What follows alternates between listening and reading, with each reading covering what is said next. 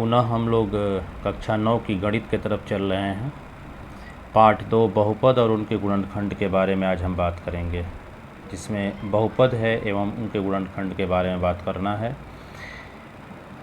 19 तारीख आज है, जिसमें हम बहुपद और उनके गुणनखंड से कुछ प्रश्नों के बारे में बात किया जाएगा। बहुपद किसे कहते हैं? सबसे हमारा पहला प्रश्न होता है कि बहुपद कहते किसे हैं।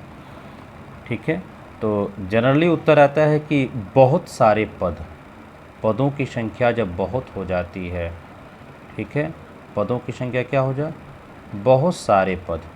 ठीक है, अब बहुत सारे पद कैसे होंगे? जैसे देख लीजिए 2x है प्लस 3y है प्लस 9 है।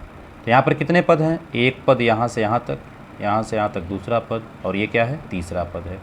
इस तरह से ये पता तो चल गया कि जो प्लस और ये प्लस शो कर रहा है, इसमें पदों की संख्या का बंटवारा हो रहा है। ध्यान दीजिए, एक दूसरा उदाहरण देते हैं। जैसे x है, y है, यहाँ हम 5 कर दें, ये z कर दें। अब ये कितने पद हैं? तो सिर्फ और सिर्फ एक पद कहलाएगा। और ये कितना कहलाएगा? 1, 2 और 3 पद कहलाएगा। ठीक है, दूसरा प्रश्न देखें। बहुपद है, y³ है माइनस y है प्लस y² है, √2 है माइनस के साथ। इसको अवरोही क्रम में लिखना है। किस क्रम में लिखना है? अवरोही। अवरोही का मतलब होता है, अवरोही का मतलब बताएं जिनको पता है, जल्दी बोलें। अवरोही का क्या मतलब होता है? अवरोही का मतलब होता है घटते हुए क्रम में। तो घटते हुए क्रम का मतलब होता है कि जो सबसे बड़ी संख्या होती है पहले लिखी जाती है। तो सबसे बड़ी संख्या यहाँ पर कौन सी दिख रही है? अब आप कहेंगे कि यहाँ पर सबसे बड़ी संख्या कैसे पता चलेगा? तो हम यहाँ पर पावर से पता करेंगे कि जिस चर का पावर सबसे ज़्यादा होगा वही बड़ी संख्या कहलाएगी। यहाँ पर y चर है, ये भी y है, ये भी y है, लेकिन इसका पावर यहाँ पर 3 है, यहाँ पर 1 है, यहाँ पर 2 है, और यहाँ पर तो कोई पावर ही नहीं है। इसलिए हम अवरोही क्रम में सबसे पहले किसे लिखेंगे? y के पावर 3 को लिखेंगे, प्लस y के स्क्वायर को लिखेंगे, फिर माइनस y लिखेंगे और -2 लिखेंगे। इस प्रकार से ये हमारा अवरोही क्रम बन गया। ध्यान दीजिएगा, पहले 3 का पावर हुआ है ये, यानी कि घात 3, फिर 2, फिर यहाँ पर 1 घात शो करता है, यहाँ पर कोई नहीं यानी कि 0 है। इस तरह से ये अवरोही का मतलब होता है घटते क्रम में।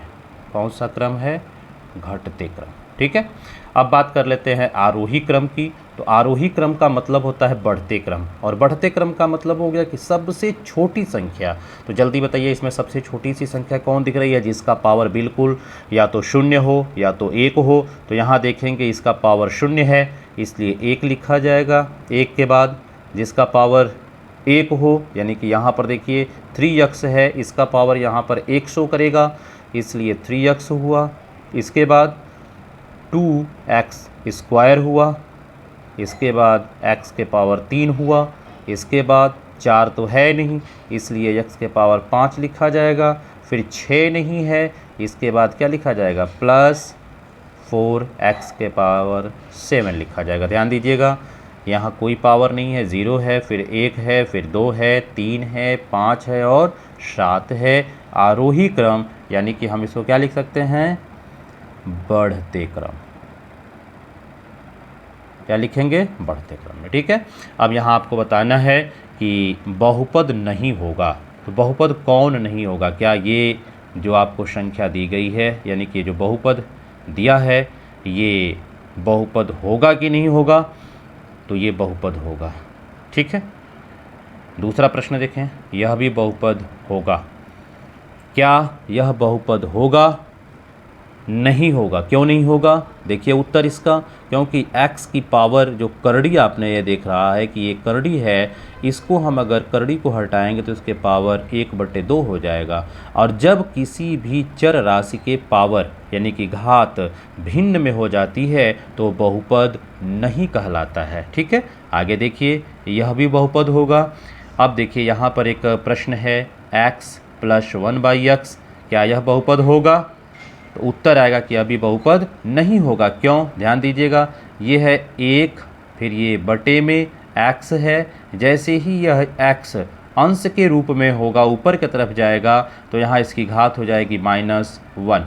और जब किसी चर की घात माइनस में हो जाती है तो वह भी बहुपद नहीं होता है। ठीक है, ध्यान देने वाली बात है।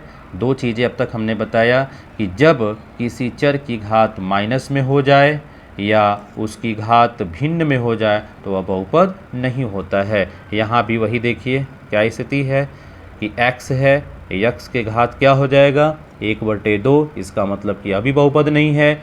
यहाँ देखें यह ऊपर जाएगा और जैसे ही ऊपर जाएगा इसकी घात जो है -2 हो जाएगी, इसलिए यह भी बहुपद नहीं होगा। ठीक है, अब अंतिम प्रश्न है कि x² का गुणांक क्या होगा। इंग्लिश में इसको हम कोफिशिएंट बोलते हैं।